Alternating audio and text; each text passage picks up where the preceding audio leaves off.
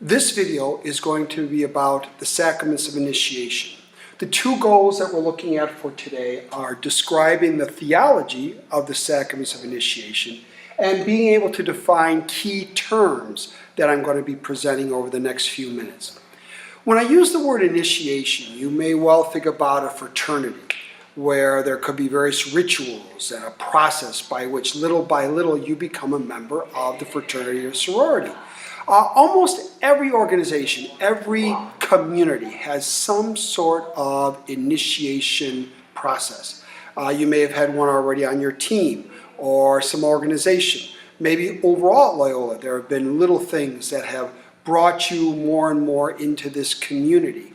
Hopefully they haven't been painful or abusive in any way, but almost always there's this sense that you need to go through a bit of an ordeal in order to enter into a new identity. You're leaving a part of what you were behind and you're becoming something new, sort of like the moth that becomes the butterfly. Now, there are three sacraments of initiation: baptism, confirmation, and Eucharist. We already talked about conversion, and we said that conversion is an ongoing process. It's a process by which we are changed, we are transformed. It's a matter of the heart. It's not just that your thoughts change, you truly do become a new person. Well, these sacraments, baptism, confirmation, and Eucharist, celebrate that ongoing conversion, and they invite us to continue to convert throughout the whole of our lives. The word baptism is based on a Greek word, baptizein, which really translates to plunge. So actually the theology of baptism goes right to the ritual action of plunging in the water. And we still sometimes see this in evangelical churches, but it was the original practice of the church. You wouldn't have a little bit of water dribbled on your head. You would literally go down into a bath. As evangelicals go down into a river. And you'd be grabbed by the neck and pushed down into the water 3 times. I baptize you in the name of the Father. Up and back down. The Son. Up again. And of the Holy Spirit. 3 times. And for the ancient church, that ritual echoed the death and resurrection of Jesus. Jesus who went down into the tomb by dying and came out again. So 3 times this process by which we enter our own lives into the death and resurrection of Christ. And like all other initiation rituals, baptism marks us as a Christian, as a Catholic, for life. There is no undoing it. It changes our identity. It's not like going to one school perhaps and then another, or one job to another, or even one community to another.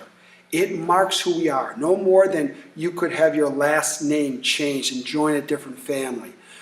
Can you really, in the end, leave being a Christian and just leave it all behind?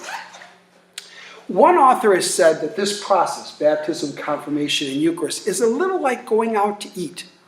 That imagine you had an invitation, you were at school all day, you went to practice, you got all sweaty. Well, before you go out to eat, I hope you have a bath. I hope you shower to get all the stink off, to get all the dirt off. That would be courteous.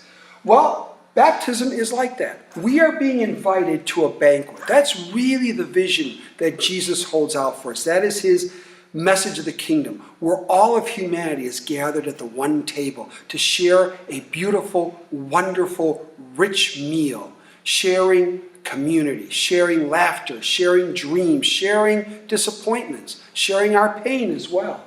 But in order to get to the banquet, we have to wash off the dirt. And so baptism is the washing off of that dirt. The church calls baptism the gateway to all the other sacraments. You cannot receive another sacrament without first being baptized. Well, where does confirmation fit in? Well, I don't know about you, but especially as the weather gets bad, I like to moisturize. Skin gets dry. It's clean, but now it's dry, so you need to moisturize it a little bit. That's what confirmation does. The oil of confirmation oils us up and gets us ready to put on new clothes. So in baptism, in the ritual of baptism, we put on new clothes. You take off the old clothes and you put on white.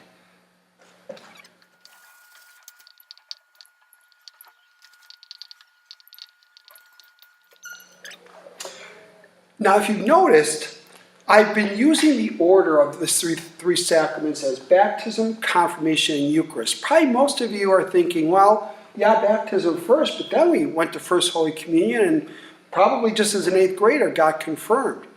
Actually, the original order of these sacraments was baptism, confirmation, and Eucharist. And they were all received at the same time during the Easter Vigil.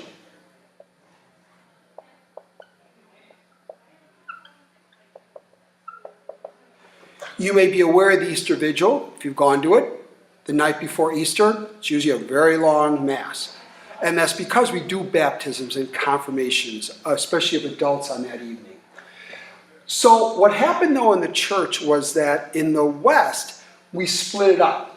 Baptism came first, then later, actually originally was confirmation, and then Eucharist.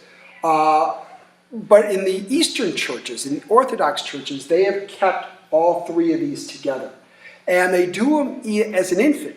So you bring a baby to the Greek Orthodox Church, and right there, the priest baptizes, the priest then confirms, and the priest gives the baby a little bit of a host or a little bit of wine on the tongue. Now, why do the different churches, East and West, Orthodox and Roman Catholic, follow something a little different? Well, each one has its own positive points. For us in the West, it keeps the bishop involved.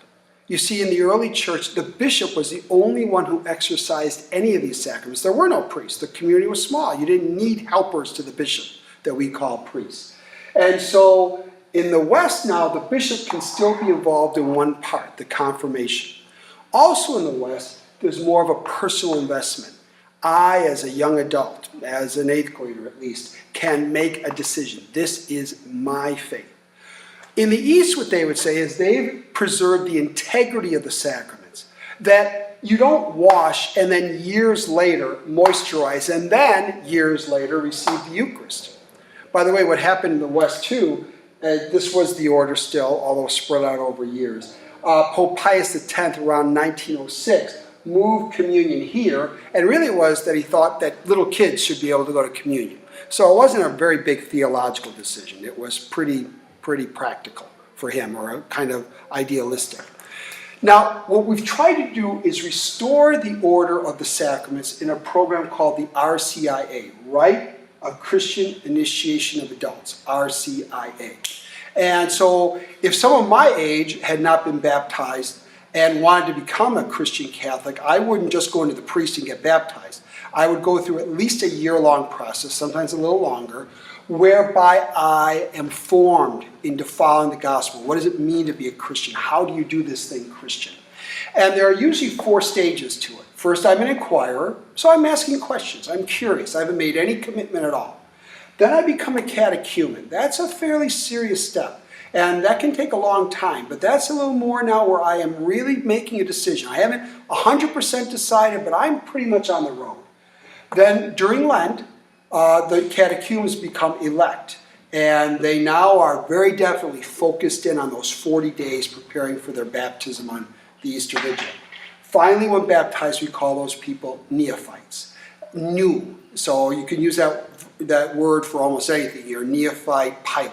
You're a neophyte football player. It means you're new at it. You've just begun. So in class tomorrow, what we're going to be doing is talking about which system do you think is better? Do you think that we should keep this system that we have in the West of baptism, then Eucharist, then confirmation, or should we go to the Orthodox way?